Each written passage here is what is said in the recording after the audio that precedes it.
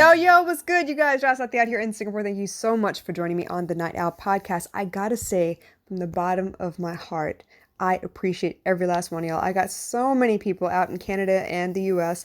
Really, really glad and grateful for the people out in Spain, in Ireland, y'all, out in Indonesia, in India, all the way out to Australia, New Zealand, everybody. I'm so grateful. I really, really am. I'm blown away. And you know what?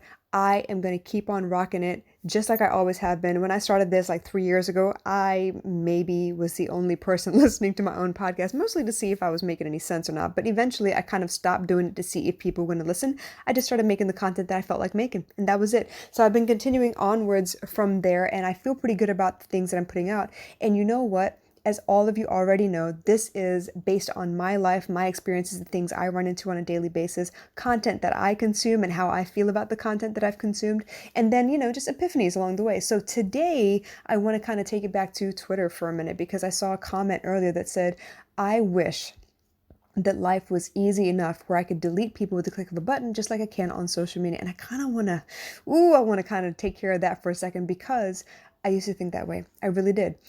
For a while there, as most of you know, my life has been like island hopping, right? I have moved from Singapore to England, to Australia, to Indonesia, to the US. And out of those 5 countries, I think I've been to about 9 different schools, 10 different times before I hit the age of 14. So starting over is something I'm quite familiar with, which means, you stop with everyone you were hanging out with, you move to a different school district, and you start all over again with a new bunch of people. But what I realized was my biggest downfall, like years after the fact when I started settling down into one place, right, was I did not know how to hang on to people. I didn't know how to create new relationships that were lasting. I didn't know how not to make the same mistakes over and over again. It was almost like back then I spent maybe 6 months at a time in any one school and then I moved on. And when I moved on, I left all those people behind because back then, the 80s, y'all, I did not have social media to keep in touch with everybody. But the major skill set that I lacked was, how do I live around somebody after I've made a mistake, maybe after I've broken their trust, maybe after I've disappointed them, or maybe after they've disappointed me. I can't keep cutting people off. I'm going to run out of people eventually. So how do you learn to manage what you have? How do you learn to be grateful for the people that you have? How do you learn to process of elimination with the friends that you have, the people that you want to keep around you? Who do you hang out with? Is it just out of, well, I put in 10 years here, I just got to still hang out with them because those are the only people I know? Or do you continually meet new people and then you learn, okay, this people, they're really good at this particular skill set that I'm lacking, so I'm going to hang out with them so I can pick up that skill set. And if I make a mistake, if I screw up, if I offend them with a word, or if I, make a mistake by leaking information that was given to me in confidentiality or whatever, what do I do after that? How do I do life after that? And this is the part that I think people a lot of times are missing. Yes, people will hurt you, it's guaranteed. Okay? No one speaks your specific language, no one knows your specific culture, and I mean that as in the things you've lived with, the things you were raised with, the beliefs that you were given when you were a child, and the way you've learned to speak, the emojis you use and what they specifically mean to you. And if I came from a different region, what would they mean to me? That kind of stuff. No one speaks your language unless you teach it to them. And that means you're going to make some mistakes. I mean, think about it this way. You learned your ABCs. How many times did you get it backwards or upside down? How many times did you miss a couple of letters? How many times did you write your alphabet backwards? How many of you actually experience dyslexia? How many of you have trouble with subtraction but have no trouble with addition? How many of you struggle? How many times did you make mistakes? And with that being said, did you give up the minute you made a mistake, or did you push through and you learned the concept either way? It's the same thing with friends, with human relations. And that's why I teach emotional intelligence in the first place, because the first time you make a mistake should not be the end of your relationship. It should be the beginning of a deeper level of connection, because suddenly you have to be able to admit that you are prone to certain proclivities. You have certain likes and dislikes. You have certain ways of doing things, and you give somebody the opportunity to either like that or dislike that. And even if they do dislike it, they still have the chance to stay or go. That leaves you vulnerable. So how is it you manage those things? Because if you were able to delete somebody out your life that quickly, what would you do if you missed them or you wanted them to come back? How could you bring it back? How could you live after the fact? This is why a lot of my biggest clients are actually people who've lived through a situation where they were cheated on. There was some kind of infidelity, because guess what, you guys? Believe it or not, there is life after infidelity. There is life after someone's breached your trust or disappointed you somehow or offended you or hurt your feelings. There is life after that. But how do you manage that life? think about it this way, right? I grew up in a situation where my environment was constantly changing, but my family was the same. Me, my two brothers, my mom. That was the constant in my life. My dad was in and out. It was not like, he left my mom or anything, but he was just in and out in different countries working. So he wasn't a staple in our household, and I was cool with that.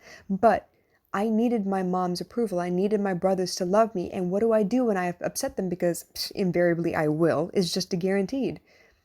So what do you do after that? How do you mend that break? How do you heal from that trauma? How do you fix it? For a long time, I thought that I was doing my brother a service by helping him with his bullies, which means I'm going to step in and I'm the big sister. I'm going to beat their asses for you. But what I didn't realize years after the fact that was the fact that he had been through something worse after I left the premises, because if I step in, he's 4 years younger than me, right? So when I come into the situation, it's not like they're part of my class set. It's not like I see them every day. I'm secondary school by the time he's still in primary school, right? So I'm in a different school. And when I leave the situation, they're like, oh, what you gonna do now? Your, big sister ain't around to take care of your battles for you. And what are you, some kind of sissy because your sister has to fight your battles for you? And I did not see that.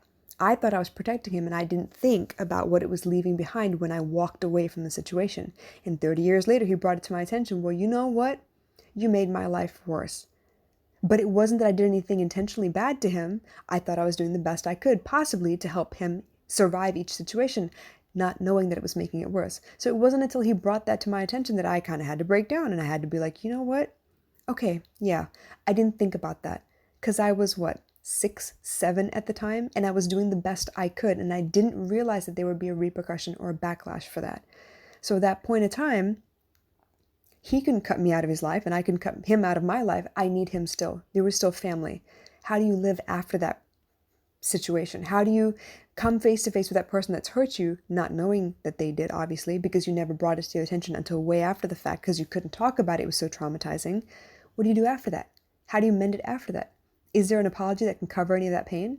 Is there anything that I could do now as an adult that might help you with that, childhood pain, that inner child that's been so hurt and pushed aside and traumatized? What can I possibly do? But the point is, I gotta try because I love him. He matters to me. So if you've made friends over the last, 15 years, because I think the internet's about 15, 20 years old now, right? Is it? Yeah. So in the past 20 years, what could you do that could mend a relationship?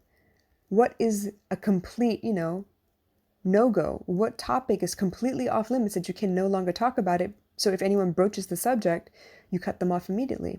What's worth that? How many things can you avoid before there's nothing left to talk about besides the weather and work? How do you mend fences? How do you get through these hard times? You can't cut everybody off. And that's the part I want you to think about. Yeah, you can block. Yeah, you can ignore. Yeah, you can clear a chat and pretend it never existed. But the pain is still there. The hurt is still there. Those people still exist. Just because you deleted them doesn't mean they just disappeared off the grid. They're still there.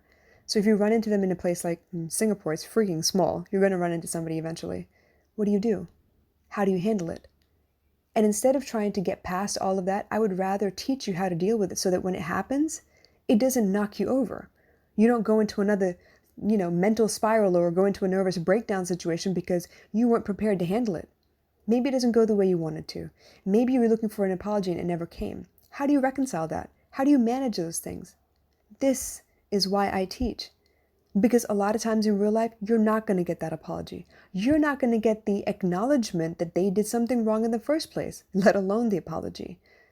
So how do you manage that? Especially if it's someone you can't get away from, somebody who's always going to be around. Maybe it's a teacher who's really hurtful. Maybe it's, a work colleague that is just toxic in general, that they influence every decision you make, and you find yourself living your life to avoid confrontation with these people. Maybe it's a parent, an overbearing parent that you can't escape from because it's Singapore. You don't get to move out until you're married, right? So how do you deal with those things? This is why I teach. This is why I'm trying to make sure that whatever I teach is practical. It's easy enough for you to apply into everyday life. So you feel like you have a measure of control. You know what you might be able to try and do. Because if I can teach you these things now, I guarantee they're a skill set that will last you the rest of your life. And maybe at some point, the skills that you use right now may not work so effectively later on, but that also means that you know where to start and rediscover what works better at that age level, that phase of your life. The point is, I need to get it started for you. I need to get the ball rolling as early as I possibly can, because I know you've been suffering. I know you wish there was somebody who could tell you what to do next. I know you wish there was a painkiller you could take for heart pain. You know, the emotional kind. But there isn't. The best you can do is look for understanding and insight into the situation so you can make sure you avoid that kind of pain again while you heal it. I love you guys. I care about you guys. I don't want you guys to suffer like I did. So if you have any questions or comments, please drop them in the comments below. I do want to hear from you. I want to see what else I could possibly help with. But in the meantime, think about it. Yeah, we could wish for a block button in real life, but that doesn't happen. And usually that person is still around where we can run into them. So what do you do then? Wouldn't you rather be prepared? All right, you guys, I love you. You know where to find me if you need me. But until then, you take care, okay? Bye.